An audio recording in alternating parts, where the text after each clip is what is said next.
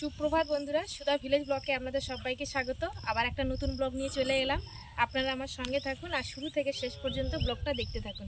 আশা করি আজকের ব্লগটা ভালো লাগবে। আর এখন আমি চাল কুমড়ো কাটবো বলে চলে এসেছি। আর চাল কুমড়ো গাছগুলো দেখছেন তো কত সুন্দর হয়েছে। আর আমাকে একটা বোন চাল কুমড়োর রেসিপি দেখতে চেয়েছিল, তো আশা করি সবারই ভালো লাগবে। আর পুরো ভিডিওটা দেখার অনুরোধ রইল, প্লিজ একদম স্কিপ করে দেখবেন না। এখন চাল কুমড়োটা আমি কেটে নেবো। তো দেখুন এই যে চাল কুমড়োটা আর অনেকটাই বড় হয়ে গেছে, আর একটু ছোট অবস্থায় কাটলে খুব ভালো হতো। তো দেখি একটু নখ ফুটিয়ে কচি আছে। আর একটু রেসিপিটা আমি নতুনভাবেই বানাবো। এই যে দেখুন, তো এই যে কেটে নিয়েছি। আর গাছে কয়েকটা ছোট ছোট আছে। আর চাল কুমড়োর ডোক কিন্তু বেশ মাছের ঝোল দিয়ে কিন্তু ভালো লাগে, বেশ নরম নরম ডোক। তো আমি কোনো এক সময় আবার ফের ডোকও রান্না করব, আর পাতাও একদিন পকোড়া বানাবো। তা এখন কিছুটা আছে যেগুলো, সেগুলো দেখাবো। তো এই যে দেখুন, এই একটা হয়ে আছে, আর ভিতরে কিন্তু আরও ছোট ছোট আছে। আর ঢুকবো না, গা পাক চুলকাচ্ছে। চাল কুমড়োর পাতা এমনি খসখসে, একটু গায়ে লাগলে একটু চুলকায়। তো এই যে চাল কুমড়োটা নিয়ে আমি ঘরে চলে এসেছি। আর মা ঠাকুমার মুখে শুনেছি নাকি মেয়েদের চাল কুমড়ো কাটতে নেই। তো ভাবছি সোনাইয়ের বাবাকে বললাম, ও সোনাইয়ের বাবা বললাম আমি কেটে দিচ্ছি। আর আমি যে রেসিপিটা বানাবো চাল কুমড়োর ধোকা, তো সম্পূর্ণ একদম নতুন রেসিপি। আশা করছি আপনাদের সবারই খুব ভালো লাগবে। তো এখন আমি চাল কুমড়োটা কেটে নেব। এই যে দেখুন, চাল কুমড়োটা কেটে দিয়েছে। আর চাল কুমড়োটা বলছিলাম না, যখন কাটছিলাম আমি ভাবছিলাম হয়তো একটু মনে হয় শক্ত হয়ে গেছে। তো একটু শক্ত হয়ে গেছে, আর একটু মানে নরম থাকলে খুব ভালো হতো। তো ঠিক আছে, কোনো ব্যাপার নাই। তো এখন এবার আমি টুকরো করে কেটে নেবো, ভালো করে খোসাটাও ছাড়িয়ে নেবো। আর এই যে আমি এটা দিয়ে ভালো করে পেস্ট করে নেবো।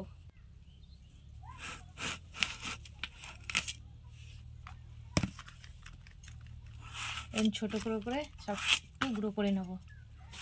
আর এই ভিতরের এই অংশটা বাদ দিয়ে দিলাম।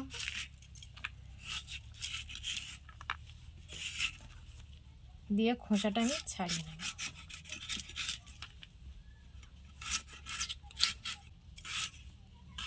এইভাবে পিস করে নেব।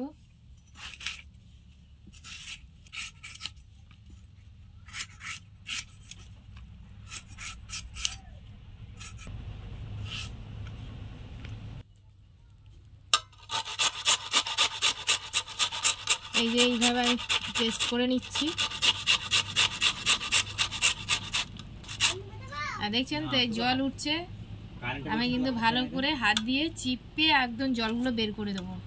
জল থাকলে তো হবে না, খুবই অসুবিধা হবে। তাই তাও হালকা হালকা দেখছেন তো ভুঁড়ি আছে, এইগুলো থাকলে অসুবিধা হয়, যে শক্ত অংশটাই বেশ ভালো হয়।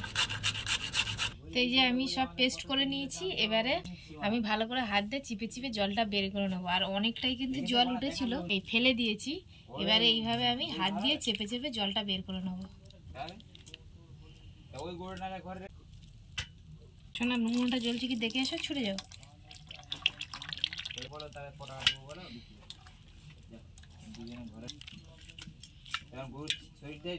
তো এই যে আমি ভালো করে নিগড়ে নিয়েছি। আর এদিকে এই যে আগের দিনকে ছোলার ডালটা ভিজিয়ে রেখেছিলাম, এটা আমি পেস্ট করে নেব মিক্সার গ্রাইন্ডারে।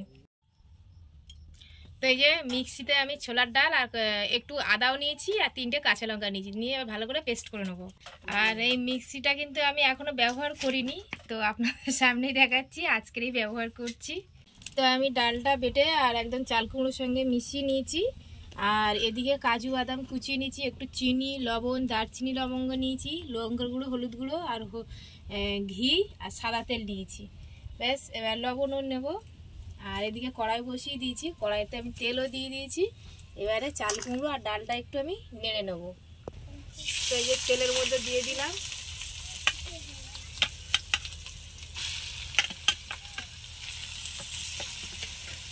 ভালো করে নাড়িয়ে নিতে হবে, একদম টাইট করে নিতে হবে। লবণ দিয়ে দিচ্ছি, আর এদিকে চিনি দিয়ে দেবো। একটু মিষ্টি মিষ্টি হবে, যেহেতু এটা নিরামিষ রান্না হবে। আপনারা চাইলে পেঁয়াজ রসুন দিয়েও বানাতে পারেন। কাজুটা দিয়ে দিলাম। আর এই যে লঙ্কার গুঁড়ো, কাঁচা লঙ্কা তো দেওয়া আছে, লঙ্কার গুঁড়ো একটু অল্প করে দেবো। আর একটু হলুদ দিয়ে দিলাম। ব্যাস, এবার আমি ভালো করে সব একসাথে মিশিয়ে নেব।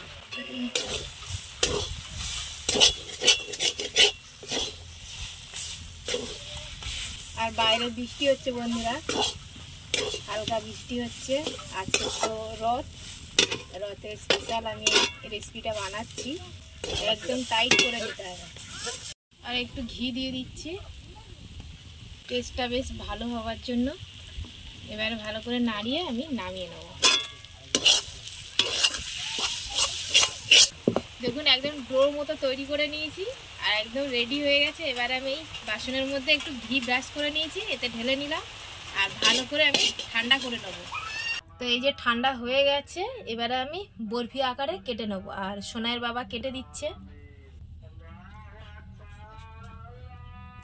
তো আমাদের হাতের কাছে ছুরি ছিল না, এই যে খোসা ছাড়া যে এটা, ওই ছিলনাটা দিয়েই কাটছি।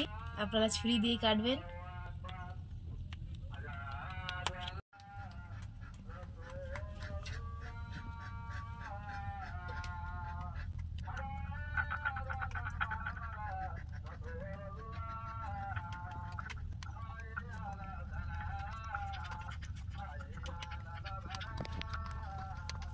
তো এই যে দেখুন বরফি আকারে কেটে নিয়েছে।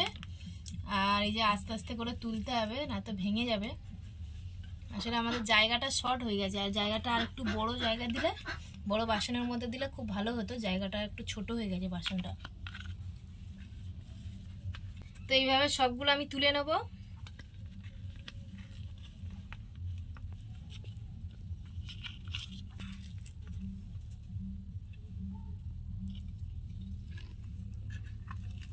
এই যে তেলটা গরম হয়ে গেছে আর আমি চাল কুমড়োর ধোকাগুলো এই যে ভেজে নিচ্ছি, তেলে দিয়ে দিলাম। তো এই যে আমি এইভাবে কিন্তু সব উল্টে পাল্টে ভালো করে ভেজে নেবো। আর আমরা তো উনুনে করলে একটু হালকা করে আঁচ দিয়ে ভাজতে হবে, বেশি জোরে দিলে কিন্তু পুড়ে যাবে। আর আপনারা গ্যাসে করলেও তাই, হালকা করে কিন্তু জলটা দেবেন। তো এই যে দেখুন ভালো করে আমার কিন্তু ভাজা হয়ে গেছে। এবার আমি তুলে নেবো। কি সুন্দর লাল লাল করে ভেজে নিয়েছি। খুব সাবধানে কিন্তু ভাজতে হবে, না তো ভেঙে যাবে। আর আপনারা যদি এরকম কেউ যদি এই রেসিপিটা করে বানিয়ে যদি খেয়ে থাকেন, অবশ্যই আমাকে কিন্তু কমেন্টে জানাবেন। আমার মনে হচ্ছে এটা রেসিপিটা কিন্তু একদম সম্পূর্ণ নতুন।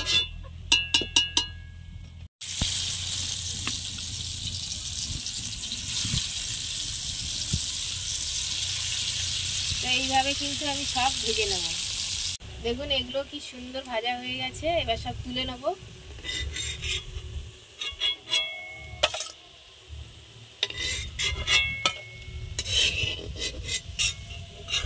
একটু কড়া হয়ে গেছে।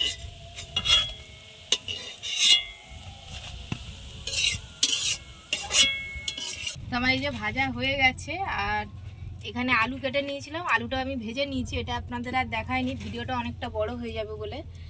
আর এবারে আমি রান্নাটা করব, তার জন্য সর্ষের তেল দিয়েছি। আর এখানে একটু শুকনো লঙ্কা ফোড়ন দেবো, দারচিনি, লবঙ্গ, এলাচ এগুলো একটু দিয়ে দেবো। আর তেজপাতা দেবো।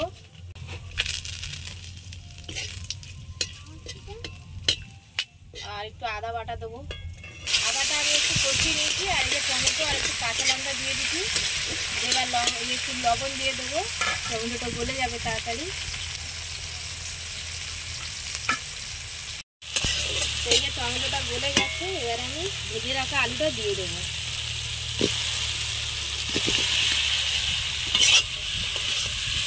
আর ভালো করে এই যে নাড়িয়ে দিচ্ছি। লঙ্কার গুঁড়ো আর হলুদ গুঁড়ো দিয়ে দিলাম। আর এদিকে একটু চিনি দিয়ে দিচ্ছি। নিরামিষ, একটু মিষ্টি মিষ্টি না হলে ভালো লাগে না তরকারিটা। দিয়ে ভালো করে আমি কষিয়ে নেবো, নিয়ে তারপর জলটা দেবো। তো আমার ভালো করে কষানো হয়ে গেছে, এবার জল দিয়ে দেবো।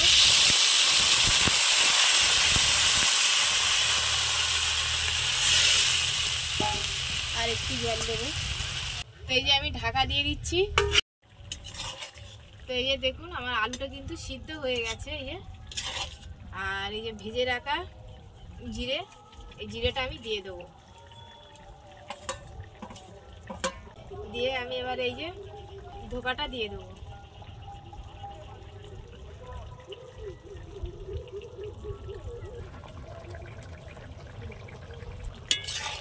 হালকা করে একটু নাড়িয়ে দেবো। আর উপর থেকে এবার একটু ঘি দিয়ে দেবো। তো এই যে উপর থেকে একটু ঘি দিয়ে দিচ্ছি, দিয়ে এবার নামিয়ে নেবো আমি। হয়ে গেছে।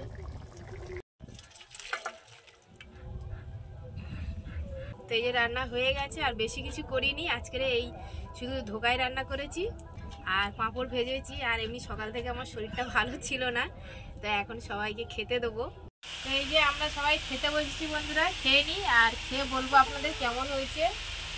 চাল কুমড়োর ধোকাটা দারুণ হয়েছিল খেতে, আর এইভাবে আপনারা কিন্তু বাড়িতে বানিয়ে খেতে পারেন। আর এটা কিন্তু লুচি, পরোটা, ফ্রাইড রাইস, পোলাও তার সাথে কিন্তু দারুণ লাগে খেতে। আর ব্লগটা বেশি বড় করব না, আজকের ব্লগটা এখানে শেষ করছি। যদি ব্লগটি ভালো লাগে সাবস্ক্রাইব, লাইক, কমেন্ট, শেয়ার করবেন। আর আমার পাশে থেকে আমাকে সাপোর্ট করবেন। যারা আমার ফেসবুক পেজে ভিডিওটা দেখছেন পেজটিকে ফলো করবেন। সবাই ভালো থাকবেন।